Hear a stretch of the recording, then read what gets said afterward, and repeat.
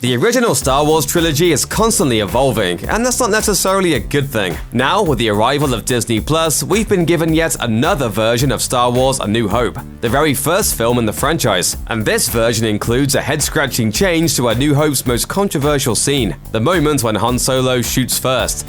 Or does he? Now, technically, this new change wasn't Disney's doing. Like all the other perplexing Star Wars changes that have been made since the special editions were first released in 1997, this latest edit is the work of creator George Lucas. He's still finding new, groundbreaking ways to rile up Star Wars fans, all these years after selling the franchise. This was confirmed in a statement that Disney gave to comicbook.com. The change was made by George Lucas prior to the Disney acquisition. Meanwhile, in a Twitter exchange between Uproxx senior entertainment editor Mike Ryan and longtime Lucasfilm employee Pablo Hidalgo, Ryan tweeted, "I just watched the new Greedo scene from the first Star Wars. What on earth?" Hidalgo responded, I see Disney Plus must have the 4K version. This would have been done a few years back by Lucas, a final 4K restoration in anticipation of a 3D re-release that never happened after 3D re-releases fizzled. In the latest version of the scene, bounty hunter Greedo utters a perplexing word right before his infamous shootout with Han Solo, and it's really quite the doozy.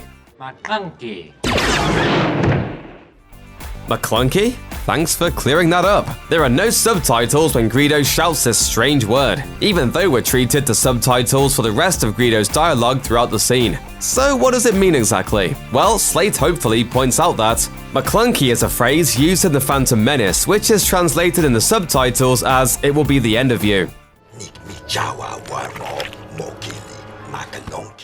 If we have our dates correct, Lucas made this change prior to selling Lucasfilm to Disney in 2012, but after the film's last Blu-ray release in 2011. That's a pretty small window. In the original cut of the scene, the one that played in theaters in 1977, there's obviously no question that Han shoots first. That's why he's slyly pulling his blaster from its holster or chatting up Greedo. Not only does Han shoot first, Han only shoots. Greedo doesn't even get off a shot. Try putting that on a t-shirt. It's a cold-blooded move, but actually rather important for his character arc, since he becomes a better man over the course of the film. Well, for the film's 1997 special edition re-release, Lucas altered the scene so that Greedo fires a shot at Han and misses, prompting Han to fire back in self-defense. This change absolves Han of any questionable behavior, but one could argue that it also makes his character arc less compelling. Still, George Lucas doesn't see it that way at all. As he told The Hollywood Reporter in 2012, the re-edit upset people because they wanted Solo to be a cold-blooded killer, but he actually isn't. Where do you stand on this, brouhaha?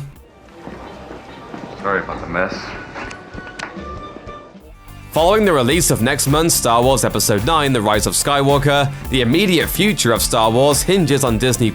Luckily for fans, the streaming service has big plans in store for the franchise, and you can stream the original trilogy, the prequel trilogy, Rogue One: A Star Wars Story, and Star Wars Episode 7: The Force Awakens. Meanwhile, The Last Jedi and Solo: A Star Wars Story will hit the streamer when current distribution agreements expire. Disney+ will also be streaming The Rise of Skywalker once the film leaves theaters. Right now, you can also stream The Clone Wars on Disney+, both the film and the series. Or go nuts and stream Star Wars Rebels, Star Wars Resistance, loads of LEGO Star Wars content, shorts and documentaries, and of course The Mandalorian, the new series created by Jon Favreau that's raking in rave reviews. There's also a live-action series in the works that will follow the adventures of Rogue One's Cassian Andor, as well as the recently announced and long-anticipated live-action Obi-Wan Kenobi series. That will star Ewan McGregor, reprising his role as a Jedi Master, after portraying him in the prequel films. In other words, Disney Plus is shaping up to be the go-to destination for fans to get their Star Wars fix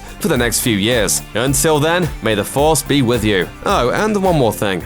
McClunky. Check out one of our newest videos right here, plus even more Looper videos about Star Wars are coming soon. Subscribe to our YouTube channel and hit the bell so you don't miss a single one.